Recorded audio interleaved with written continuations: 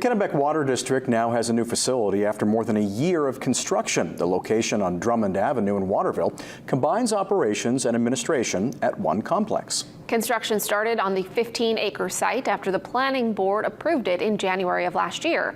Kadichi Lawrence has more. We're getting settled in here today, our first day open to the public. The Kennebec Water District has officially moved to their new location after more than a century at the old site. Our big challenge with our South Street location was the limited facilities there and limited buildable space. With the new 20,000 square foot building, General Manager Roger Krause says it allows them to be much more efficient. We're using this space in a way to maintain 170 miles of buried pipe in the ground.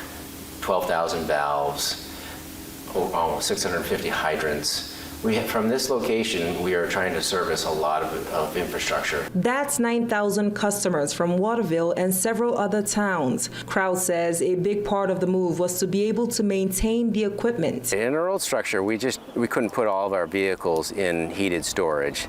And as well as having space to move around. Once the garage was full of trucks, staff really struggled to move around within the building as well. He says the new $15 million building will allow them to respond to customers' needs at any time. We need to be able to respond to any kind of disruptions in water service, like a main break, and that could be a cold January night, and our equipment needs to be serviceable, whether it's 90 degrees outside or it's 20 below zero outside. This is all made possible through water rates. Krause says the Water District implemented a 3-step rate increase, each one 8%, beginning in July of 2022. Another increase began this month, and the last one takes effect next July. So that obviously adds up to more than 15% across those 3 years, but we have other investment needs.